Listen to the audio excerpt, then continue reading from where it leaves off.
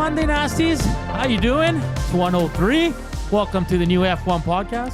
That's right. About time. We're both rocking hoodies, and no, we did not prepare this today. I'm rocking Mercedes, brand new McLaren, which is just top notch. But no, we're not an F1 show, but we are going to talk a lot of F1 today on the show. It's going to be a fun one here on EST Afternoons. You want to listen to us? Hit us up on EdmontonSportsTalk.com, iHeart, or the TuneIn radio apps, or watch us on YouTube at the EST channel. Text us 780-218-9999 or hit us up on the Nasty Chat. We're coming to you live from the William Huff Studios here in the west end of the city. Today on the show, 120 highlights, lowlights. Going to be a fun one, breaking down one goal from Saturday's 4-1 loss by the Oilers to the Dallas Stars. And then I have a surprise one for Gager. 140 Zig Fracassi from Sirius XM NFLs. Will go around the NFL. A lot of big injuries, some really good games out there on Sunday. And at 2:20, Derek Van Diest, who joins us weekly and reads here. Sorry, I just got distracted there. Derek Van Diest from NHL.com will join us to talk Oilers. There's some new lines. And, yeah, it's going to be a fun show, Gager. Gager, the birthday boy, how are you? How was your weekend? Good. A little older. A little wiser? A little wiser. A little more vintage. A couple more lines. It is what it is, man. But, no, it was kind of, I mean, we should probably start a poll about this. How would you like to spend your 51st birthday? And, you know, I had friends, went to a little establishment called The Bend on Friday night. And, you know, that place is like Cheers. You go in there and you meet guys that you haven't seen in a while all the time. And then Saturday, my actual birthday, my wife and daughter were in Calgary because my daughter had a dance thing. And then my son had his girlfriend was in from out of town, so didn't see them at all. And so it was like it was me, and I made myself a big thing of French onion soup. I smoked a pork shoulder. I worked. I watched F1. Then I had the hockey. Well, I watched the sprint race first. Then I watched the Oilers game, and then I watched the qualifying for F1, and then I took the dog for a walk, grabbed a 4-pack, came back, watched an old movie, and went to bed. It was pretty solid, actually, dude. That sounds marvelous. Yeah, I know. I was like, and some people invited me out, and I was gonna go over to a friend's place, and then I was like, I am so comfy right now. Yeah. You know, when you get, I was in the groove, so I just said, you know what, that's it. Gage is done. It's nice when you're at home and you're watching like stuff. I almost swore. Watching stuff. You got watching stuff you love. Love it. And with some good food and the drinks you enjoy, and it's great. So happy birthday, my guy. It was on Saturday, man. And I love the video that the Vintage Oilers Twitter threw out. That was your first win, right? Yeah. That was good. I love your celebration too. Oh, I was pumped at that one, man. Yeah. I had a good game that one. I remember up against Timu and Paul. Paul, I think, scored on a power play on me, just like when we were kids. That's sucked, but you can sit there and say like Paul Correa, you know, like he scored. When Paul Correa's one of. But I grew up playing against Paul. Okay, so you knew him. Yeah, we've known each other for years, right? He played North Shore Winter Club, and then he moved to Burnaby Winter Club. I don't talk to people from the Burnaby Winter Club. I hated those people. That's why you never see me and the Nuge together. They just arrogant, and but Paul was, I mean, he was dynamic from an early age. It was crazy good. It says here 33 saves on 34 shots. Awesome. You also picked up 4 PIMs, roughing, and an illegal stick. And Arnott and Shatan scored for the Oilers in a 3-1 Oh, win. Miro and Jason, yeah. Good guys. So illegal stick, can you break that down? I can't remember. You can't remember? But I think it was because when sticks came, the blade was too fat, not fat, like too high, I guess. Yeah. Every goal stick was illegal, just like most player sticks. They were all legal. And then Ron Wilson tried to ruin my night with he called you all out. Unbelievable. And then actually years later, I didn't bring this up, obviously, but I should have now that I think about it. But I went to the Washington Capitals camp, and he was the coach there, and it was funny now that I think about it because he brought me in during camp to have a discussion and stuff, and it was basically story time with him. Great guy, great coach, and he said, Joaquin, when we were watching pregame skate, and I looked at I was looking at the goalies, and Bill Ranford was at one end, and you were at the other. And I couldn't tell which one was which because and it was true. I basically mimicked Billy, because we didn't have goalie coaches. I just kind of saw what Billy did, and I go, well, that works. And then he was actually complimentary because he said I had refined my game quite a bit, but still sent me to the minors. Yeah, so Big 51, he enjoyed it. He got a beautiful sweater as a gift as well, that's a nice color. I like it. This is a great color. Yeah. No, I saw a guy at another local establishment. Man, this sounds like I go out a lot, but I don't really. But this guy had this hoodie on, and I had to stop him, and I go, nice hoodie. Where'd you get it? And he said, who are you? Get away from me, you creep. No, it's my wife found it online and opened it up. I actually opened it up this morning. So, oh, nice. Yeah, I had to put it on right away. That's great. And you're no slouch yourself, buddy. No, I got this years ago, though. I know, but I remember and I was mad that you had that. So I still think it's the nicest look in F1. Actually, that one's giving it a run for its money. I look way better than you do. Yeah, you do. I might have to get a Williams one because I like Colapinto. Yeah, Colapinto. They're expensive, though, man. So look on Amazon. Yeah, you get them a little bit. I hate to say this, don't go to the F1 store. You'll pay an arm and a leg. But if you can catch some deals on Amazon. So I got this one on the F1 store. And I paid a lot of money. Because when they shipped it, I had to pay when I picked it up. I was like, what is going on here? Terrible. You can't really get it, but this color really brings out my eyes. It does. He looks sharp. Also, the EST Flyway to LA presented by the 780s coming up in the second hour. We'll have another qualifier as we keep rolling along here as we're closing out October into November. Of course, the winner will be selected November 29th on the morning shows. We'll be ready to text in when we give you the keyword. We got to get to it. Oilers 4-1 losers on Saturday. Gage, I thought the first 40, let's call it the first 38 minutes, the Oilers were awesome. They just couldn't find the goal. Give credit to Ottinger. He made a couple big saves. I don't think he was spectacular, but they were the better team. But then the PK lets him down. And then in the third period, the wheels just fell off there. What did you make of the game? I mean, special teams continues to hamper this team.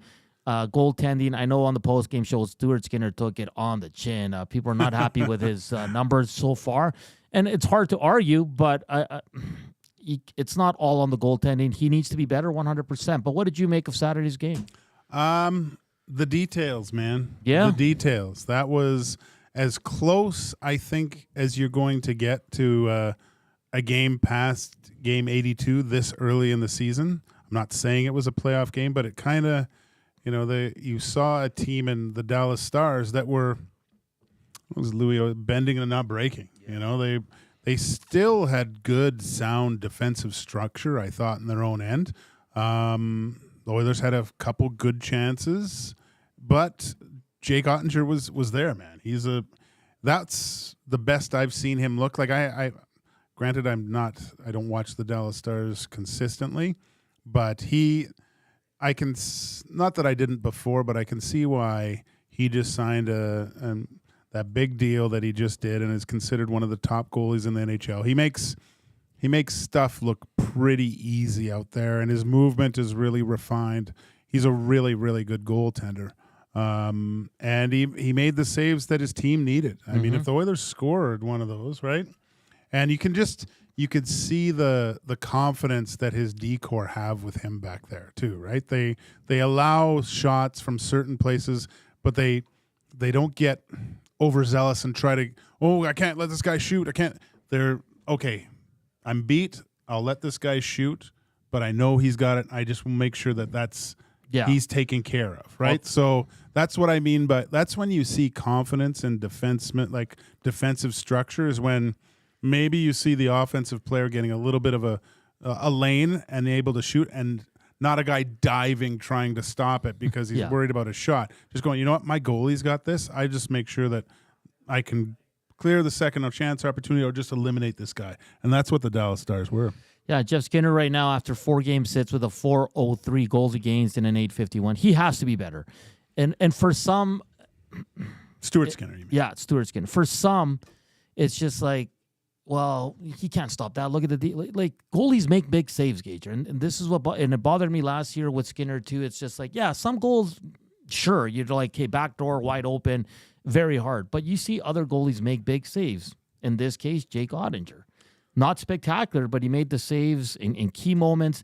And I think that's why Oilers fans are frustrated with Skinner, because it seems like every time there's a breakdown, you need sometimes your goalie to bail you out, and he doesn't bail you out right now. And, you know, at the last game here against the Flyers, from the second period on, he made those big saves. Like he's capable of doing that.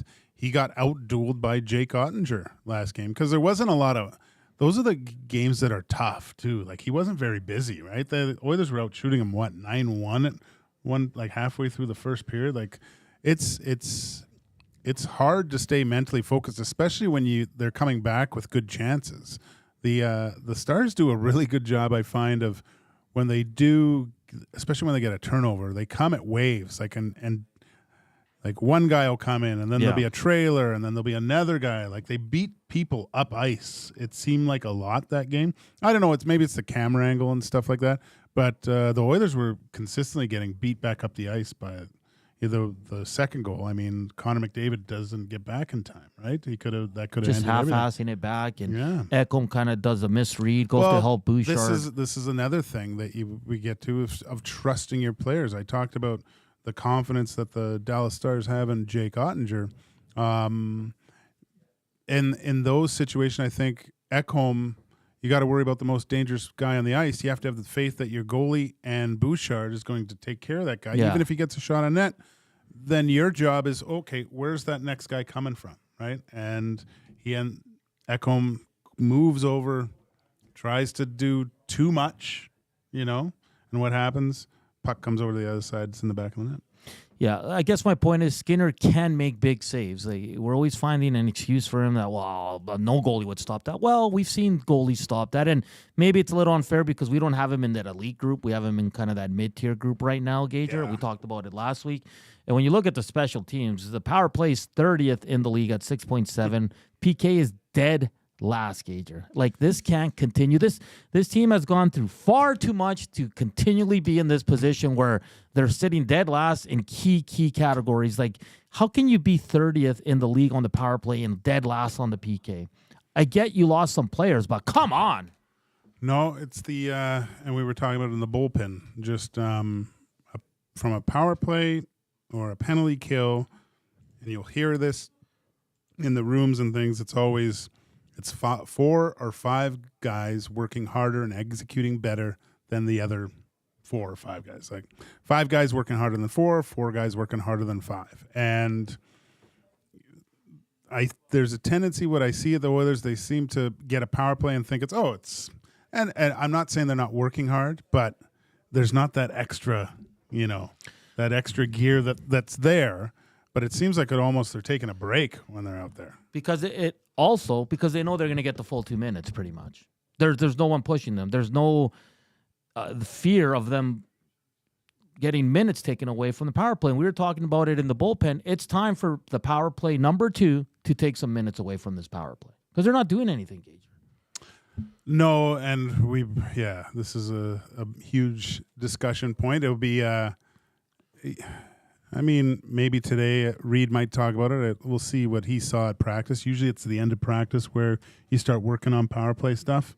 But I just look at it like this. The reason why I thought that you would have implemented a second power play more is just the fact of how much hockey you've played, going through an 82-game schedule again, trying to get back to where you were before. The wear and tear on these guys. You need a village here. And I mean, we were saying with Tommy too, we went through Dallas Stars PP1, right? And you named out like all their names I'm drawing a blank right now, but we looked at them and they're like, that's a deadly power play. Like you can, as a coach, you would have no problems having them out there for the full 2 minutes. But what happens after a minute if things aren't going well? They're off. Other guys are on. You know, there's just, and I think that would benefit the Oilers just way more in this scenario. And of course, there's the internal battle, like that.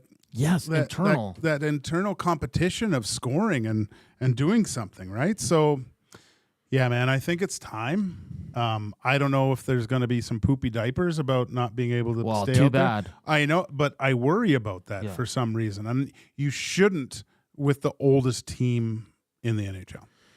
And Coach K said it after. He goes, maybe it's time to look at some adjustments on the first power play unit. And he said that. Now, does that mean personnel? Does that mean giving them a minute and you're off? Or let's say McDavid and Draisaitl are on the ice. You're not starting the power play because you've been on for a minute already. We're going to go with power play too. And I think that's what needs to happen. Dog 2233 says, take Nuge off the damn power play. Also, he needs to step the hell up. But and it's either going to be Skinner for Nuge or I don't see Perry going in for Hyman. But I think the move here is pulling back the minutes from PP1. That's the move. Yeah, I'd have to agree with you, buddy. It's just it's so difficult when you've had the best power play on the planet for the past 2 seasons, right? You want to see them work their way out of it. But I just think you need to shake things up. Like it's too stagnant now. If someone has to come off, if 2 guys have to come off, and that's like Hyman and Nuge, and you put that again, that's just like when Coach K talked to put Draisaitl on the bench. Yeah. It's just gonna go through the whole lineup. And I know teams are adjusting to it. I get that, but you're telling me in the last 5 years, all 31 teams have played the Oilers power play the same? No, they see different looks all the time, Gager. Every team is adjusting to it. For me, that's sure. Maybe they're pressuring more and they got to be quicker with their decisions and all that. But Gager, this power play's seen it all. Yeah, and the thing is, when it's starting, it's usually from a stagnant point too, right? So the teams are much more able to defend from when the Oilers get set up, because then they're all set. The chaos that ensues from starting to get pucks to the net, getting traffic. Yeah. And then, I always thought that the Oilers on the power play were one of the, if not the best, puck retrieval teams after. Like, you would see the other team grab the puck and they'd get stripped and come right back quick. And then you would see that 2 passes because everyone, where's my guy, all of a sudden, and then Leon's going shelf from that weird angle, right? Goalies are too good now. You watch goalies, they're keying on Leon. They know once it goes over there, they're sliding over there and being big as possible. It's not like it was before, man. And Cass made a good point, I think, on Thursday. He said, how many goals has Ovechkin scored? And me and Tommy were like, a lot. He goes, has he ever adjusted on the power play? No. He goes, look, he makes it happen. Yeah. He makes it happen. Sheesh Edit says, running Nuge out of town in October? LOL. No one's running out of town, but he definitely has to be better. And then this one says, I know he's from the Burnaby Winter Club, but he can stay. Carter loves your Skinner take. Francois and the Ticketing Boys, they're from the Elks. So shout out to everybody at the Elks.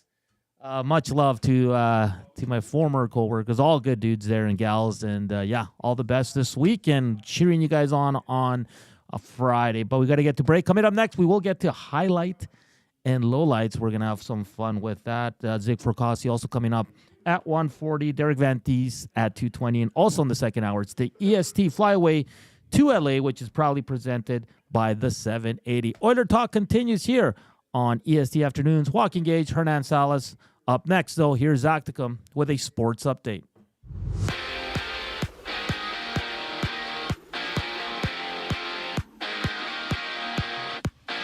The Edmonton Oilers have signed 32nd overall pick Sam O'Reilly to a 3-year entry-level contract. Sam O'Reilly has 5 points in 7 games this season for the London Knights in the WHL. The lone NHL game has the Maple Leafs hosting the Lightning, and elsewhere, San Jose Sharks' first overall pick, Macklin Celebrini, is now considered week to week after missing the last 5 games with a lower body injury. Celebrini last played on October 10th, recording his first career goal against the St. Louis Blues.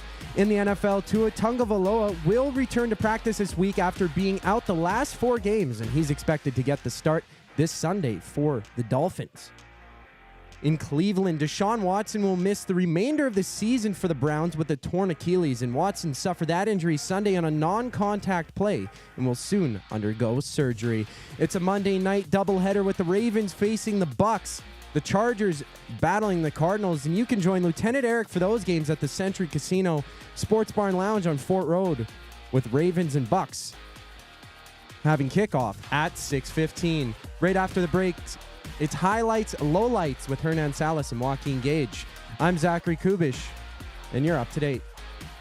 Ready for an unforgettable sports experience? It's the EST Flyaway to LA. Presented by the 780. Listen daily for the EST Flyaway keyword. Once you hear it, text us at 780-218-9999 for your chance to qualify to fly to LA. Round trip flights for 2, hotel and car rentals, all to go see Edmonton face off against either LA or Anaheim. Plus, experience the brand new Intuit Dome as the Clippers tip off against the Warriors, and top it all off with the Rams kicking off against the Cardinals at SoFi Stadium. This is more than just a trip. This is the ultimate sports experience. The EST Flyaway to LA, presented by the 780 and Edmonton Sports Talk, your clear choice for Edmonton sports. Since 1952, William Huff has been the heartbeat of Edmonton's advertising world. From humble beginnings to a citywide powerhouse, we've been the go-to for signage from print to design and installation. Partnering with Edmonton's top sports franchises and major events, we've helped shape the city's global reputation. Our secret? Unmatched customer service, decades of experience, and a passion for excellence we call the William Huff Advantage. Visit us online at williamhuff.com. You want the heavy hitters on your team, both on and off the ice. If you've been injured in a car accident, call the heavy hitters of injury law. James H. Brown and Associates, Alberta Injury Lawyers. With over 200 years of combined injury law experience, their precedent-setting lawyers are ready to help. Locally owned and proud Edmonton Oilers fans, James H. Brown and Associates wants to support you with their unrivaled experience, unrivaled results, and unrivaled commitment. When accidents happen, head to jameshbrown.com.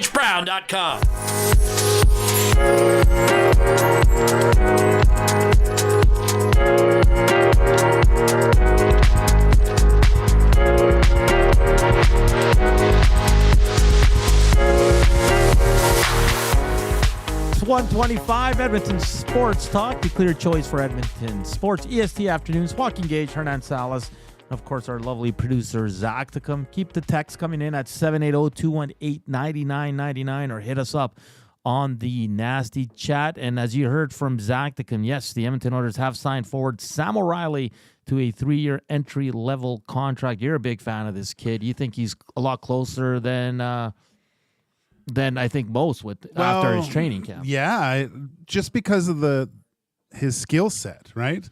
My deep dive into him, my investigative look. He was actually a defenseman before he changed to forward. Okay. And he has that really responsible defensive game where, he's not there is an offensive side to him, but coming into a team like the Oilers, where are you going to probably slot in over the next, hopefully for Edmonton Oilers fans, next 8-9 years?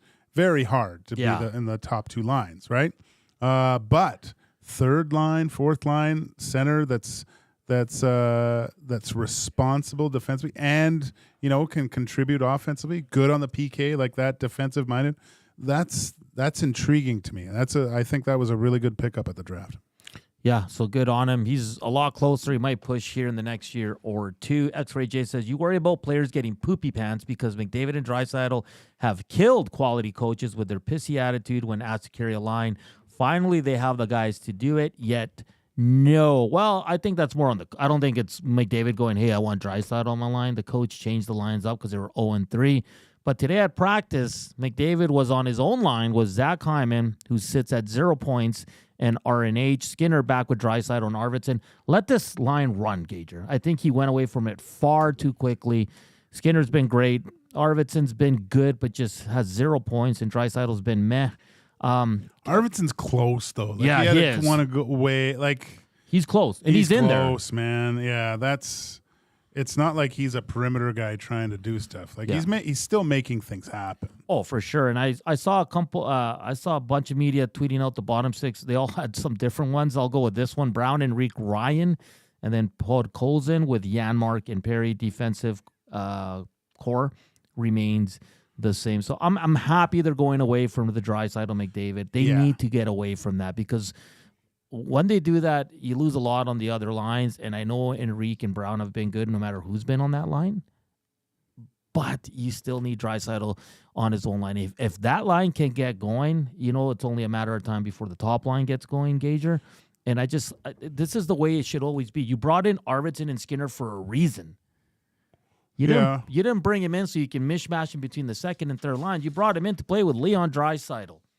So for me, I'm happy with that. So why do you think they should have maybe switched up McDavid and Hyman too? Like you're saying, take Hyman off that line? Yeah, maybe to get him going here a bit.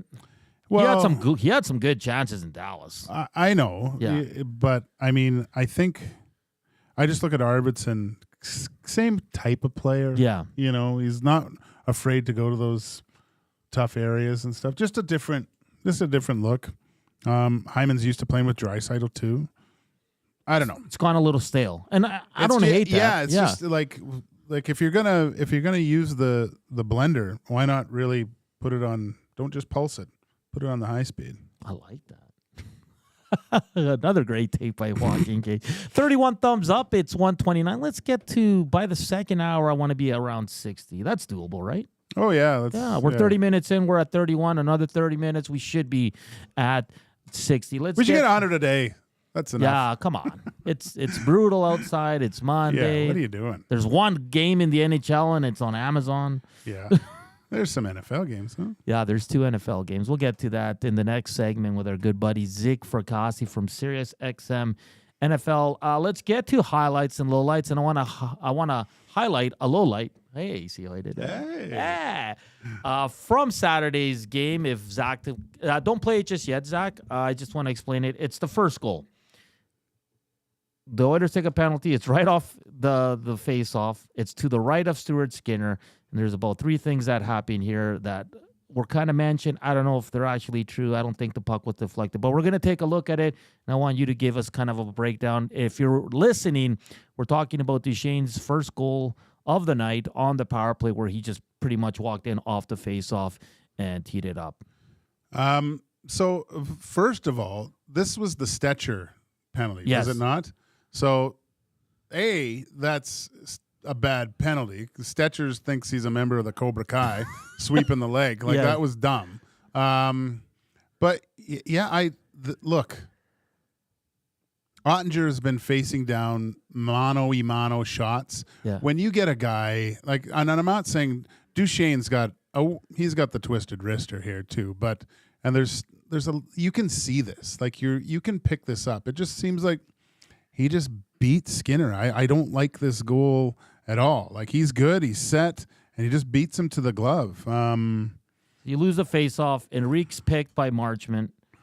Well, there's picks on every face. Yeah, no, that's what I mean. Right? Like, but I mean, it's inches away from his glove. It seemed like he was in good position just to make that save. That would have been a good one. You make a glove save in the States. They love that stuff, right? You windmill that a little bit, get your team going. And 3 seconds in, end of the period, like I said, it came down to details this game, and that was a detail with first the penalty, obviously the face-off. You can't lose the face-off that cleanly. Yeah. Too. There's got to be, if you're going to lose it, make sure there's a little bit of a battle there too. And I did not like this goal. This is a stoppable puck that I think Stuart Skinner should have. And Enrique also goes inside for some reason, and then he quickly realizes, and by the time Marchman's just a big guy, he's not going to get around him. It's too late, right? You still have 2.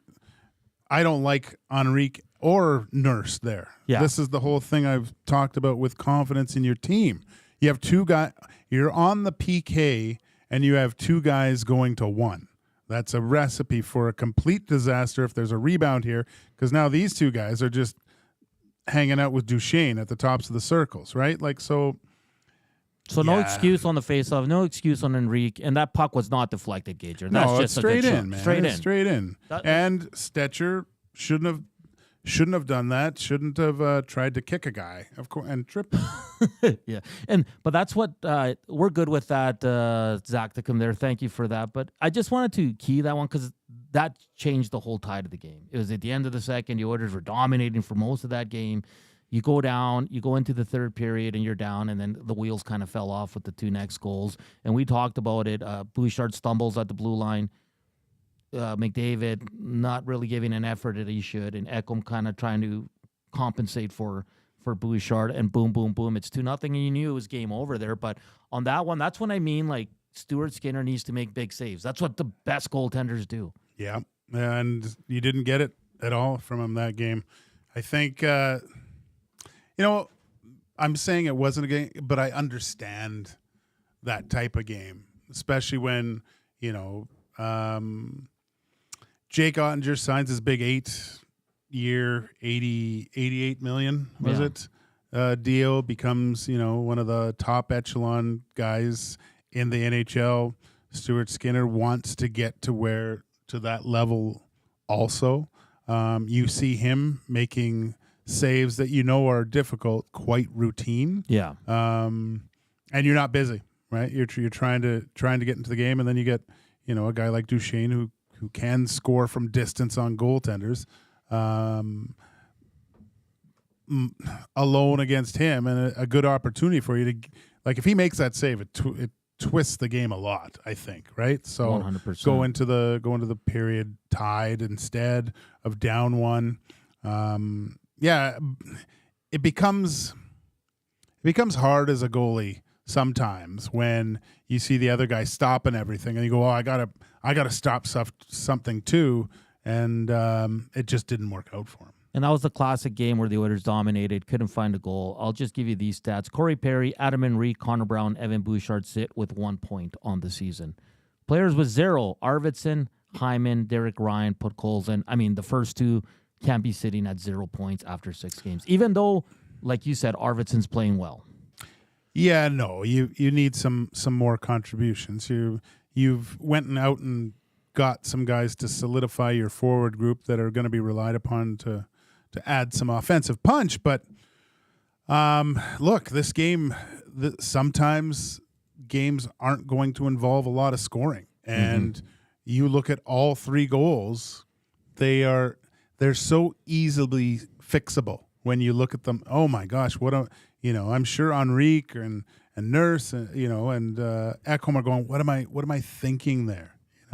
So if you're an Oilers fan and you were upset about the game, I wouldn't be too much, because of the way that they played for the first 38 minutes or so, and it was just these little miscues that they did in the defensive zone that caused them to lose that game. Those are easily fixable plays. And Dallas, I think it was almost midway through the second, had 4 shots on net. Yeah. Like it was crazy. I couldn't believe it. I couldn't believe it either. I'm like, wow, the Oilers are really, they were up for that game. Like, Yeah. this Oh, was, yeah. And and sometimes that's a little deflating too. You learn as the season goes, and you've done it before, but the new season starts. There's new players. Everything's a little bit different. There's that learning curve of what it takes to win again. And it was probably, we go, oh my gosh, after the start that we've had, we're doing pretty good here. Yeah. Like we're dominating this team that's supposed to be one of the top teams in the league, and then all of a sudden it's 2-0. You go, what happened here? Yeah, and like I think people were concerned about Stuart Skinner because he had a slow start last year. Him and Campbell were pretty bad. He had worse numbers when Campbell got sent down, but you weren't sending down Stuart Skinner. Everybody understands that, right? So, and I think a lot of people are like, well, don't worry. Like, things are not going to happen like they did last year, people. This team needs to find their groove and turn it around quickly. Now, the power play and the PK gauge are not going to turn around in 2 games. Like, it's going to be a slow progress. They're going to have to go 3-4 games without giving a PK goal. Power play needs to start chipping in because they probably win a few games that they've lost if their power play was able to score goals. So this team needs a kick in the butt here. Smitty the Welder says Skinner's only good when his defense plays good in front of him, average at best. C-Run says they were lined up weird on the faceoff to let Duchesne have that look. Well, Duchesne got kicked, though, right? He got kicked. Was he the one? Yeah, I think he was taking the draw. So note to self, let him take it. Yeah, don't cheat. Don't cheat. Katie says power play is now costing them games. When are people going to address the main issue here? People saying don't change the lines. Why not? KD, we've been talking about this for the last 4 or 5 shows that I think we both agree, and most people would agree, like make some tweaks or just play power play 2 more. Well, we've talked about it. Yeah. No, I think they need more competition, more internal competition, I think would need to light a fire under those guys. Because really, if you're asking me to take guys off, I don't know. It's too early for me to say to give up on that power play yet. Of course. But I think what I would, if I were the coach, what I would do is I would go, look, guys, it's not working well. We're in a space where we need wins. We need contributions offensively. If we get power plays and it's not working for you, as a coach, you have to go to someone else. Like you have to find offense in a different location. If that involves using 5 other guys, then you have to do it. Yeah. Oh, 100%. We got to get to break, though. We'll use our other highlight at 2 o'clock as Zig Fracassi from Sirius XM NFL will join us, tee up the 2 Monday night games, and a look back at a very interesting Sunday in the NFL. That's all coming up here on EST Afternoons on Edmonton Sports Talk. Joaquin Gage, Hernan Salas, and now with your sports update, here's Zachticum.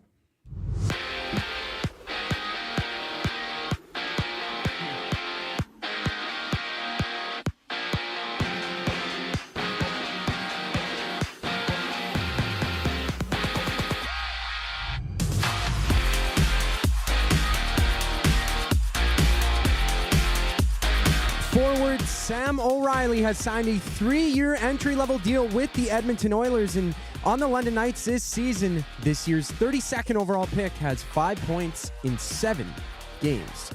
It's the Maple Leafs and Lightning with puck drop for the lone NHL game, and elsewhere, Macklin Celebrini of the Sharks is listed as week-to-week with a lower body injury.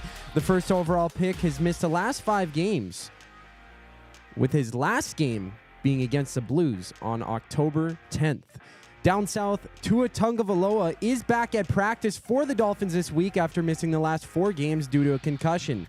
Head coach Mike McDaniel says he aims to start Tagovailoa this Sunday when the Dolphins take on the Cardinals. For Cleveland, Deshaun Watson is out for the season after tearing his Achilles yesterday, and he suffered the injury on a non-contact play and will have surgery soon. And Ian Rappaport just reporting that Commanders' Jaden Daniels left Sunday's game early and is now considered week to week with a rib injury. His status for the Bears game this week is up in the air. It's a Monday night doubleheader with the Ravens kicking off against the Bucks, the Chargers meeting the Cardinals, and Lieutenant Eric will be down at the Century Casino Sports Barn Lounge for both of those games. Right after the break, EST Afternoons continues. I'm Zachary Kubusch for your sports update. Wake up with the Nielsen Show with Dustin Nielsen and Lieutenant Eric. Weekday mornings 6 to 9 on EdmontonSportsTalk.com.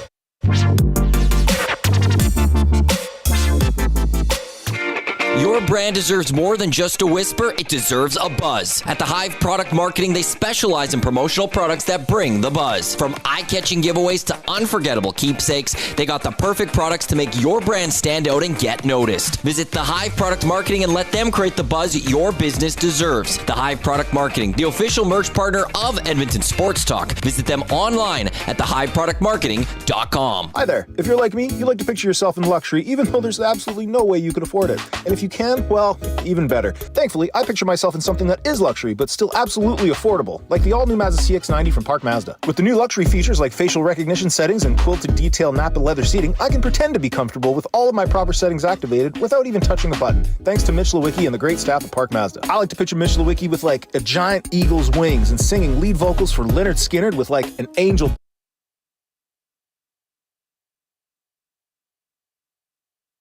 Hi there. If you're like me, you like to picture yourself in luxury even though there's absolutely no way you can afford it. And if you can, well, even better. Thankfully, I picture myself in something that is luxury but still absolutely affordable, like the all-new Mazda CX-90 from Park Mazda. With the new luxury features like facial recognition settings and quilted detail Napa leather seating, I can pretend to be comfortable with all of my proper settings activated without even touching the button, thanks to Mitch Lewicki and the great staff at Park Mazda. I like to picture Mitch Lewicki with like a giant eagle's wings and singing lead vocals for Lynyrd Skynyrd with like an angel band. And I'm in the crowd hammered drunk. Park Mazda, your dealer for life in Sherwood Park off Y Road, parkmazda.ca.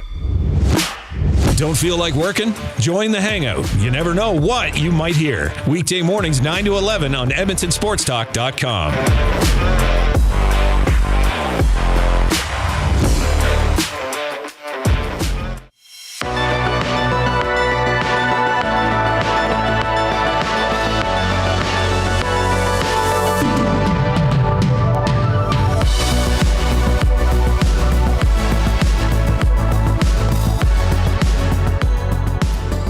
It's 1:43 here in cloudy, cold Monday afternoon, EST afternoons. It's Hernan Salas, Joaquin Gage, Zachticum with you as we're going to talk some NFL 2 games tonight, but I want to get to yesterday's action. There's some really quality games. There are some key injuries around the league as well. And to do so, we're going to bring in our good buddy Zig Fracassi from Sirius XM NFL. Zig, thank you for taking the time to join us. Let's get right to it. My 49ers took a licking last night against the Kansas City Chiefs. Like, when you look at this Chiefs team, I think everybody like to see them take a step back, but they just keep getting better and better in my eyes, and they're still missing some key players, Zig.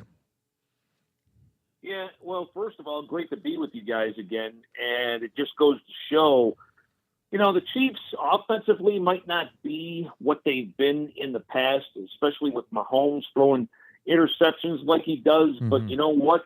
3-time Super Bowl champ, I think you get a pass. And by the way, his footwork saved them, got that late touchdown for Kansas City. Their defense is better now than it's ever been during the Mahomes era. And with your 49ers, man, injuries are already starting to, you know, pile up here. Yeah. McCaffrey hasn't seen the field this year. You know, Debo leaves yesterday with illness. Ayuk, Shanahan, I guess, said they're fearing ACL with him. I mean, the defense still seems to be intact. I thought Purdy was kind of average yesterday. So it just seems as though Kansas City has San Francisco's number, and until they're knocked off, the Chiefs are the defending champs, and I, for one, would love to see a three-peat. Zig, we saw some rumblings that Tua is back and practicing, possibly getting ready for gameplay. Yep. In your mind, is this too early for Tua? Should he be sitting out for a longer period of time? You know, Joaquin, I think they do a really good job down there, not only with Miami, but I think overall with the NFL, with evaluating concussions and head injuries and the like. And it had kind of an interesting statement today where people were expressing, obviously, for concern because he is not only a pretty good quarterback, but he also seems to be, you know, a stand-up young man of high faith and moral character. And he made the comment that, you know, I appreciate all the concern, but this game essentially is, I love it so much, it'll be to the death of me. So you can read into that what you want. So the fact is he's passionate, and I think now because he's got that big contract, he definitely wants to earn it. I guess he's going to try to practice on Wednesday, and if things continue to progress, it looks like he'll be back in the starting lineup this week. And yeah, I'm sure they've tried different helmets, different padding. I believe he said he was not going to wear the Guardian cap, which I would recommend because anything that gives you an extra level of protection, I would do it. So hopefully the young man is, you know, back in form. Dolphins definitely need him. But at the same time, he's going to need to control the way he plays a little bit and not be so reckless, which is why he's had these issues with concussions. Zig Fracassi from Sirius XM NFL joining us here on EST Afternoons. Yesterday in Cleveland Browns, Zig, Deshaun Watson booed on the run out and then booed when he went down with the Achilles injury that will end his season. What do the Browns do next year, especially at the quarterback position? Because Thompson Robinson also got injured in that game. But what do you make of the whole situation there in Cleveland? Listen, you can say what you want about Deshaun Watson and the 24 civil suits and to his moral character, whatever the case you want to say. And it's obviously it is what it is, and it's not very good. But at the same time, he is a human being. He is trying, and I don't know if you guys heard Jameis Winston's impassioned support of him yesterday. I really thought it was quite telling, because Jameis himself has had issues from his days at Florida State. But here's a guy who obviously has Deshaun's back and everything like that. This is going to be real tough because, the cap numbers the next 2 years on Deshaun Watson are absolutely incredible. Now, let's not forget, though, the Denver Broncos, they took over $40 million cap hit, basically dead money, to get Russell Wilson out of there, and it seems like they've started to respond. I know it's going to be much more than that, but, Cleveland's got to consider maybe moving on. Yeah, you're going to take a sizable penalty, but at least now you might have to consider a quarterback in the draft and really start a rebuild for what should have been a playoff team. But this whole Deshaun Watson thing's been cursed. He's looked nowhere like the player he was last year in Houston, and then all the character issues and those suits, as I mentioned. It's really made for a bad situation, and I don't like what the fans did. Part of me, though, says, hey, this has been 60 years without a championship, a lot of built-in frustration that's been handed down from generation to generation there in Cleveland, but still, you don't do that even to your own player, even if you've got opinions to the contrary about, what he does off the field. Ziggy, you had mentioned a name in there, Russell Wilson. He seemed to have jumped in a DeLorean and turned the clock back a little bit and looked really good doing it. Is there, now there's talk of who do you think suits the Pittsburgh Steelers now moving forward? Is it Russell Wilson, or is there going to be like maybe some packets for both quarterbacks moving forward? Mike Tomlin mentioned that over the summer, that there would be possibilities for both Russell Wilson and Justin Fields to play. And you got to love the honesty of Fields. That was quite a telling statement from that young man this past week, saying, basically, if I'm being real with you, I have not played well. How many athletes do you ever hear say that? So, I always liked the young man. I thought Chicago should have hung on to him because I thought he was starting to make improvements last year, but they decided to go on. I think in maybe the long term, Justin Fields might be the Pittsburgh quarterback. And Russell did look good last night, but the first series or so, he was short hopping balls. I'm like, oof, this is kind of ugly. But once they got down 9, he started to find rhythm.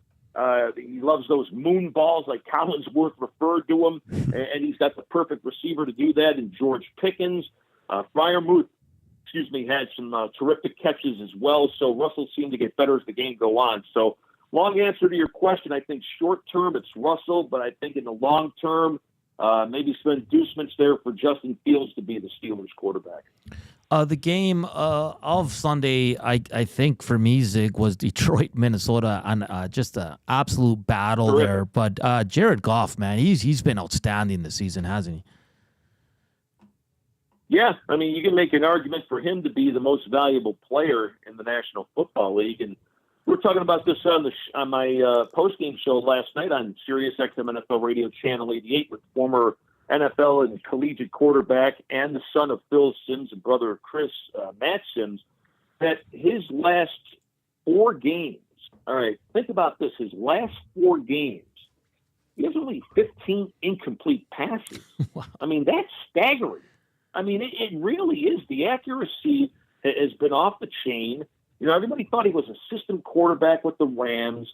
He was kind of Detroit's got to get a quarterback when they dumped Stafford to the Rams. But, boy, you surround him with some A-list talent like Amon-Ra St. Brown and Jameson Williams, and then that lethal backfield combo with Montgomery and Gibbs. I mean, and a really good offensive line. Jared Goff is really, starting to cook. And if you had to name somebody as an MVP at this particular point, they ought to just rename it the MVP QB award because they always seem to go the quarterback. So I would say Goff is either number one or on a very short list of top candidates.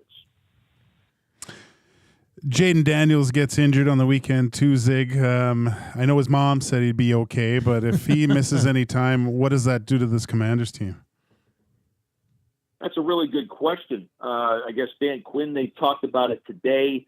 There's something there. So let's not kid ourselves. Mm-hmm. I'm not going to be a doctor, but you would have to think it might be some kind of a bruise, badly bruised, or maybe pull, whatever.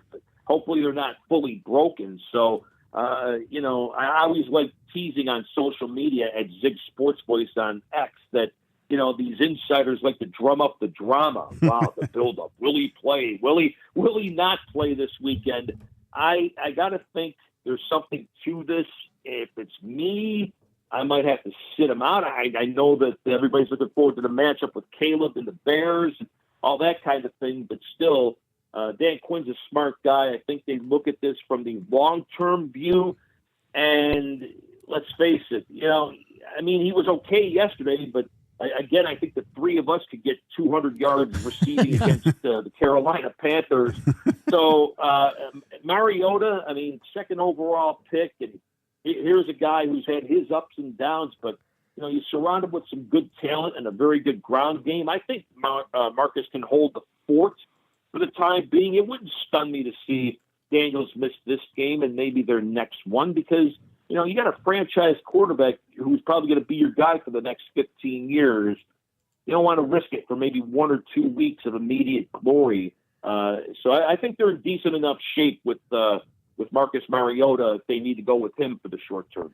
One last one for you here, Zig. 2 games tonight. Tampa Bay hosts the Baltimore Ravens. Both sit at 4-2, and then the Cardinals host the LA Chargers. 3-2 the Chargers, 2-4 the Arizona Cardinals. How do you see these 2 games making out today?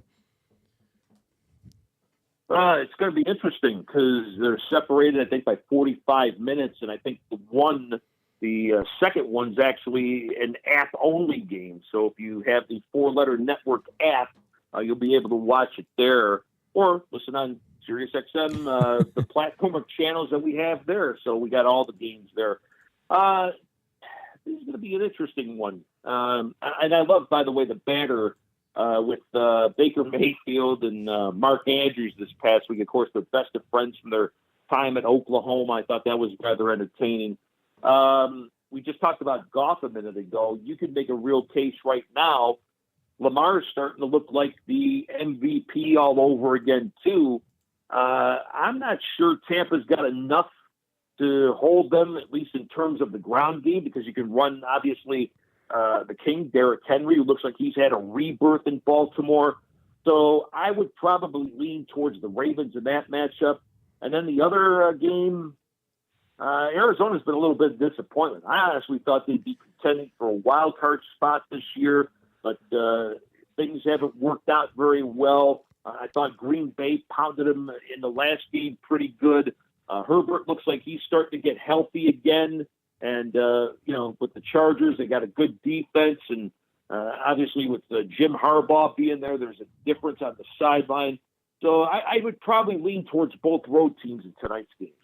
Great stuff, Zig. As always, enjoy the games tonight, and I'm sure we'll have you on in the near future. All the best, Zig. Thanks again. Thanks, guys. Always enjoy it. Thanks, Zig.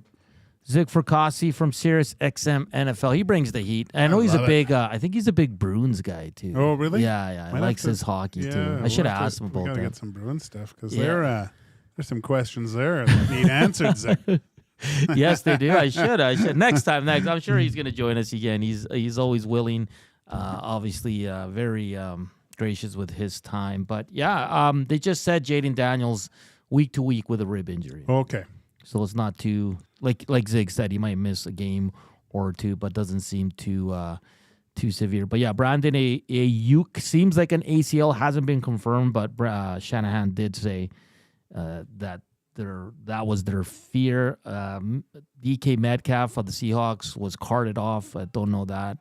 And then the Tua thing, like, wear the Guardian cap, man. Like, who cares how cool you look? Like, a lot of more players are wearing them. And this is where I get upset with certain players where, like, this guy's, I mean, one more hit and this guy might be done. Like, he probably should take the rest of the year. But, dude, they're already, because they can't measure that stuff, right? There's no way they can do it. So all you know is multiple concussions over a period of time result in CTE and you basically, your lifestyle as you're older is very, very difficult. So, and I get what Zig's saying. Like, I was in the same boat as a young guy playing hockey. That was it, man. I didn't want to do anything else. Yeah. Like, that's all your main focus. And I get it. But when it comes to, I mean, as a young man, you just don't. You don't think that way. Like a hockey player, I guaranteed if you talk to any hockey player in their 30s, they talk about themselves as a grandfather. Like, I remember when I first stopped playing, retired from hockey and came out, I was like, geez, I got a lot of runway left here. You know, there's a lot of life. I thought I had one foot in the grave, but no, it's a long time of struggle and hard work and life. And no, it's easy, buddy. No, but it's not for me or anyone else to tell Tua what to do. Like, he's going to do what he thinks is best for Tua. But I'm saying, when he's 50 years old and he's suffering, and then you come complaining to the league, maybe they didn't tell you, but a lot of people were telling you, this is pretty serious. Do you think the team tells him to not do it, or they give him they obviously probably want him to play? I really hope the team is like, hey, your health comes first, but highly unlikely at that level. Yeah. But he's a grown man. He's got a wife and kids. Like, he's got. I just think now, compared to in previous years, there's just so much more influence from outside that would talk to you too, not just And look, you have access to probably some of the best, doctors and people in that field to talk to, and he should be. Yeah, I know. So I just hope he slides. I hope he wears a Guardian cap if he wants to continue playing. Yeah. But because these guys, I honestly think sometimes they don't think about long-term effects. No. And that's okay. Yeah. We're at 50 thumbs up. Well done, Nasties. We'll need another 50 in this last hour. In the second hour coming up, we're going to have Derek Van Diest from NHL.com at 2:20. We're also going to have the keyword for the EST flyaway to LA. And up next, we're going to do another highlight, and we're going to go Formula One. It's going to be great, as Gage is going to break down a great battle we saw yesterday throughout that race in Austin. That's all coming up here with Joaquin Gage and Hernan Salas on EST Afternoons on Edmonton Sports Talk. Celebrating 70 years in the signage industry, William Huff Advertising is the most recognized name in the game. An in-house, one-stop shop for all of your design, print, and installation needs. William Huff provides quality graphic solutions for everyone. Here in our City of Champions and throughout the nation, they're the preferred signage partner entrusted by many of the biggest corporations, pro sports teams, and organizations to bring their identity to life. Recognize the name, get in the game. WilliamHuff.com. Looking for a winning strategy for your retirement? Contact me, Joaquin Gage at K4 Financial, where expertise meets dedication. I will always look for a careful approach to your retirement, ensuring your financial future is secure. From tailored strategies to clear, actionable advice, I'm here to guide you every step of the way. Don't leave your future to chance. Get in touch with me, Joaquin Gage, today at k4financial.ca or email joaquin.gage@k4financial.ca to start planning for a brighter future and a more secure retirement.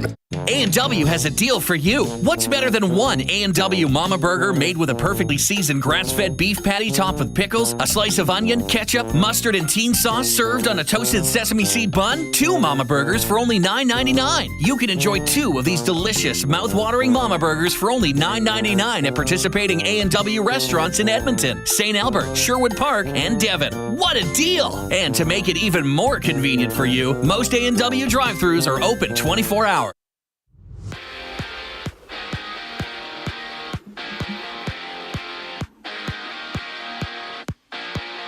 The Edmonton Oilers have signed 32nd overall pick Sam O'Reilly to a 3-year entry-level deal. Sam O'Reilly this season for the London Knights in the OHL has 5 points in 7 games. The lone NHL game tonight has the Maple Leafs hosting the Lightning, and in San Jose, first overall pick Macklin Celebrini is now considered as week-to-week after missing the past 5 games due to a lower body injury. Celebrini last played on October 10th, recording his first career goal against the Blues. Down south, Tua Tagovailoa will return to practice this week after being out the last 4 games, and he's expected to get the start this Sunday for the Dolphins. Commanders head coach Dan Quinn says that Jaden Daniels is week-to-week with a rib injury, and the injury is not considered to be serious, but he is questionable for the upcoming game against the Bears. It's a Monday night football doubleheader with the Ravens facing the Bucks and the Chargers battling the Cardinals. Join Lieutenant Eric for those games at the Century Casino Sports Bar and Lounge down on Fort Road with Ravens-Bucks kicking off at 6:15. EST Afternoons with Hernan Salas and Joaquin Gage continues. I'm Zachary Kubusch, keeping you up to date.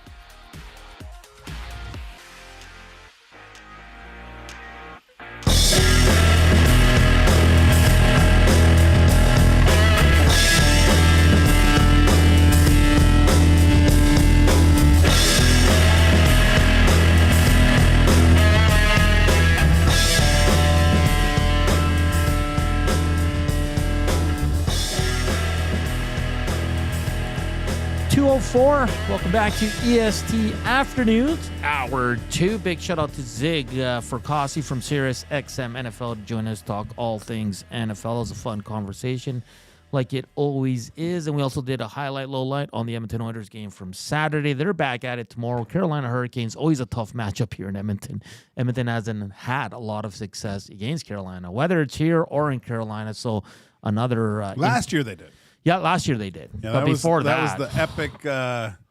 I think Pierre Maguire went on the bench and talked to Rod the Bod, and Rod goes, "I don't know. This keeps going. We're going to lose by 300." Yeah, like I remember that.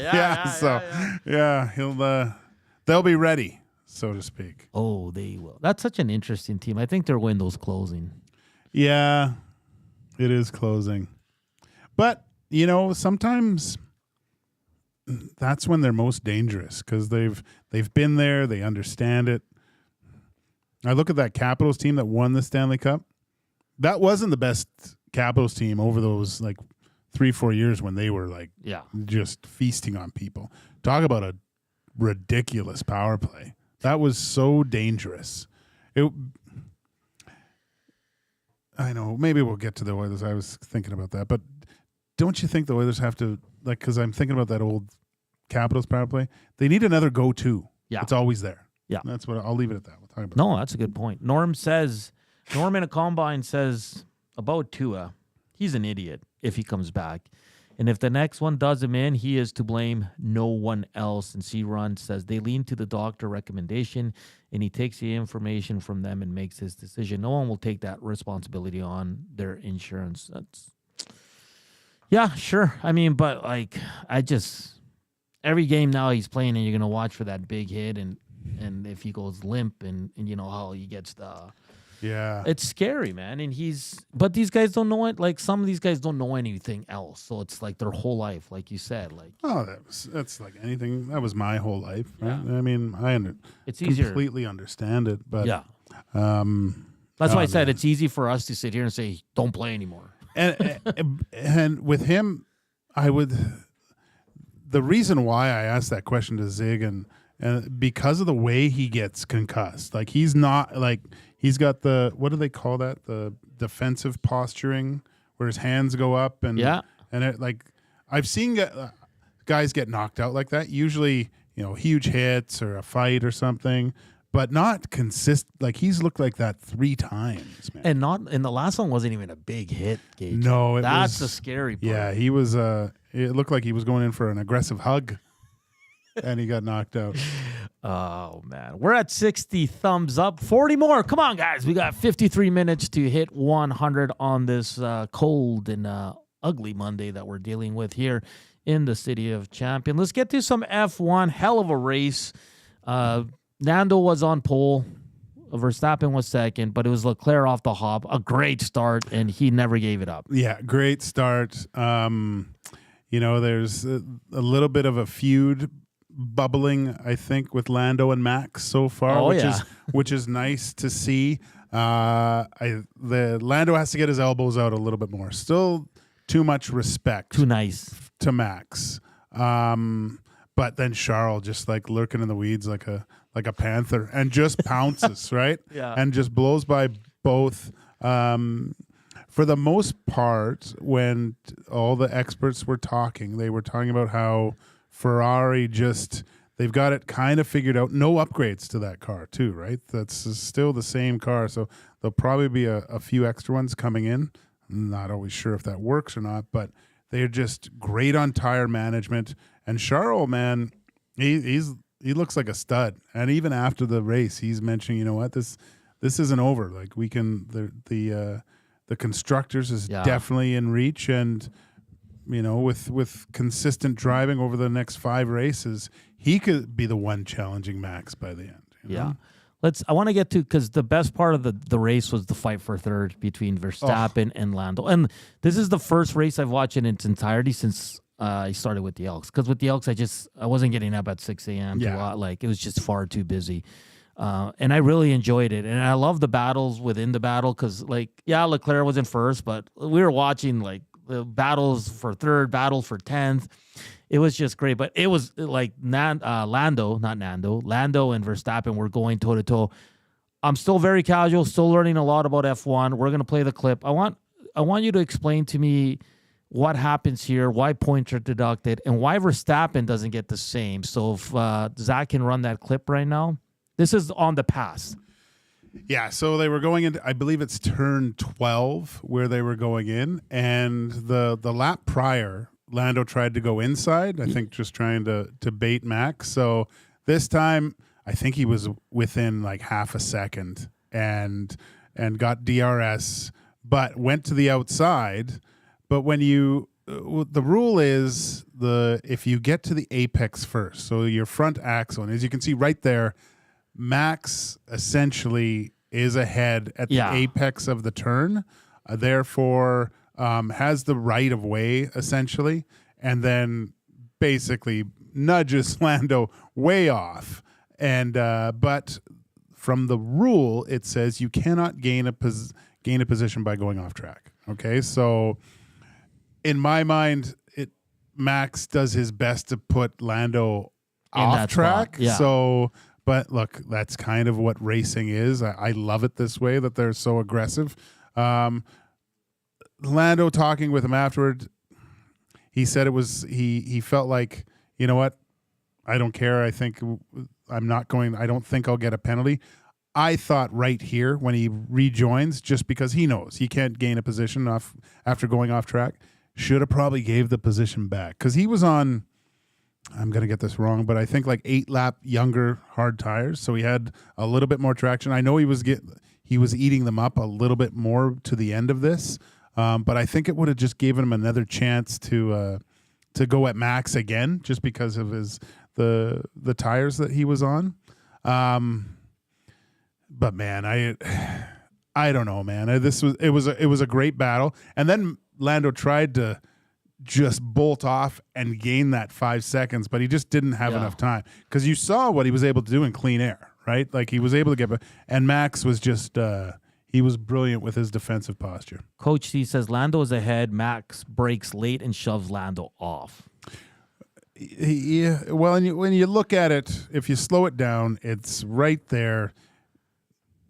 Max's front axle is ahead at the apex, so that's essentially the rule to give the right of way, right? So, So in that case, then that's on Lando, knowing that he's going to be on the outside. So is he supposed to slow down there and try to get inside again? Well, I think the reason why he didn't give the position back is because Max goes off track too completely. Yes, like he's he exceeds track limits as well. So maybe he thinks, well, he pushed me off. Yeah. So there's where else was I supposed to go? Like if there's a wall there, I'm in the wall. So I think that's what Lando's thinking was, and the reason why he didn't give the place back. But great race. Unfortunately, I think just with this, I mean, there still are 3 more sprint races, if memory serves me. So there is a chance for Lando to make up a ton of more points to challenge Max. But that was probably there's been a lot of great races so far, but it's nice to have a championship battle again. For sure. Van Owen says 2 separate issues. First, Max was outside track limits. Everyone gets 3 strikes before a penalty. Second issue, Lando made the position off the track. There's no 3 strikes for that. Yeah, but I think he get a black and white flag. He did before that earlier, because I remember that. Yeah. And that was his 3rd strike. So yeah. And then he says the front axle ahead is a gentleman's rule, not an official rule. Okay, well, I think that's...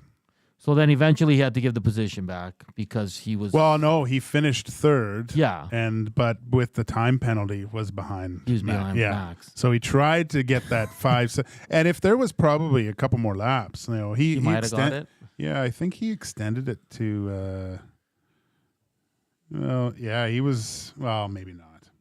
But he had a second. There's so much to learn. Like, I'll be honest, Gage, yesterday I was Googling certain things because I was like, hey, what does this mean? What does that mean? Like, because there's so much that goes into F1 racing. Like, sometimes I get overwhelmed. I'm like, hey, why is he getting points deducted? Because earlier in the race, too, I think Ocon got a 5-second for going off track. Yeah, and there was talk because the same type of thing happened with George Russell, and he wasn't penalized, right? Yeah. So, this thing everyone's against. Is it a rule? Is it similar to like what we see in other sports with video review, where it's like, how come for some guys it is a penalty and for some others it isn't? Oh, of course. Oh, yeah. Yeah. And there's the whole game. Like Toto came on the radio, and that's when the team principal comes on, who rarely does on the team radio. It's more so the stewards hear everything and stuff. It's not as bad as it was before. Like that when I got initially when I initially became an F1 fan, the team principals were on with the race directors all the time. Yeah. And so they cut that out after Max and Lewis debacle. It's because they didn't want them influencing, but you could hear Toto goes, Mikey, I sent you an email of the last lap. It's not right. It's not right. Dicky Spark says Max should leave the racing room. Max is the biggest crybaby on the circuit, and it's. I mean, from the limited I've watched lately, and I'm going to get more into it, like, it always seems like he's complaining, and everybody should abide by his rules. Oh, yeah. They all think that, though. That's what makes it great. Yeah. And then my guy, Lewis, kind of just spun out there. Yeah, bad weekend for Lewis, man. Just couldn't. It seemed like seemed like a good car, but yeah, just couldn't get it together. Yeah, that was fun. I was thinking though, because he sees the steps Ferrari's making, he's got to be happy. Yeah, he's just biding his time. I think that's going to be a pretty decent duo. He's going to have his hands full with Leclerc too. It's like Leclerc is becoming, not that he wasn't already, but one of the most consistent good drivers in F1. One of the best radio of the afternoon was when Ferrari checks in on Carlos Sainz, and they told him to do something like, don't press on press the brake. And then Carlos Sainz goes, I don't know what that means. And then the guy on the radio goes, okay. the radio is just gold half the time. Yuki Tsunoda you could just listen to all the time. He had a very disappointing race. because possibly with racing with the inferior Daniel Ricciardo for this long, and all of a sudden Liam Lawson gets in the seat and kind of, lays the smackdown on him. Lawson finishing 9th, getting 2 points, with Yuki finishing in 14th, and that's I'm interested to see that kind of battle with that RB team, especially with Sergio Perez's future still up in the air. He hasn't been good, eh? No. But going to his home race next weekend here, we'll see what old Sergio can do. It's like I can't imagine, like the whole country is behind him. Yeah, the Mexico Grand Prix going this weekend. Tim Harani has confirmed he's going to join us on Thursday. Awesome, live from Mexico. What a gig, eh? Oh man, that's the gig you want. That's the gig you want. Going to F1 races throughout the year. Zach, my friend, are you an F1 guy? No, I mean, I don't really watch. I don't know much racing whatsoever. I find it's really cool. I like seeing the highlights and stuff, and I have buddies who are quite into it actually. And I don't know. I just haven't had the inspiration or the willingness to wake up that early to watch some of the races, so I never really catch them. If you want to, at 6. Yeah, if you need a good grasp of learning F1, you got to dive into the Drive to Survive. Yeah. It's the way that you kind of learn, and still I'm still learning, and this has been like 4 years. Zach, you're a big UFC guy. They're coming to Edmonton. You got your tickets? I do got my tickets. Yeah, I bought them like right away. Me and my buddies kind of banded together, and that was one of the things that if UFC were to have ever came back to Edmonton, which I mean they were eventually, that was the first thing we were going to do, and we just threw all of our money at the UFC and said, take my money, I just want the tickets. So we're excited for that. That's good. Where are you sitting, boats? Like, are you top or middle or on the floor? Or we're closer, like we're in the lower section somewhere, I think section Cage 120. I wish. I gotta find a way to get that close to Dana White, but no. Show him your skills. Yeah, I know. Sign me up. Get me in there. No, it's not enough money. Is Rogan going to be there or no? Actually, I'm not too sure. Usually on the fight nights, they have some other crew like Dominic Cruz, who's former fighter, and then Paul Felder as well. So sometimes they mix it in, maybe Mike Bisbing or whoever, but I don't think Joe's going to be making it out for that. I went to the last one here in Edmonton. I went for media with 1260. I just got a pass and I said, I want to sit in the front and see these people beat the snot out of each other. And Joe Rogan was here. Same was the Buffer, the announcer. Like, they brought and it wasn't even, I mean, it was Max Holloway and Frankie Edgar, the main event. And then I saw the co-main event was Cyborg. And she beat the Canadian girl. And I've never heard anyone take more punches and that close. Like, I was like, holy, I'd be knocked out with one, man. But it's a cool experience. Like when when a guy starts like almost knocking out a guy, like it's just the roar of the crowd is just different from any other sport. Like, it's just Roman gladiator stuff, man. It's crazy. Well, it's wild when you're sitting there even watching it at home. Like, out of any sport in the world, when I sit down and watch those fights, the craziest things can happen. Like, maybe, you could see Connor McDavid score a highlight reel goal. Oh my gosh, that was insane. But if you see somebody absolutely smack somebody in the face with a kick or something like that, it's just, I don't know. It gets me hyped for sure. I'm yelling at the TV probably every weekend. Who's your favorite UFC fighter right now? Right now, Justin Gaethje. Justin. Okay, but he's a little bit old school now, isn't he? He's not competing for a belt, or is he?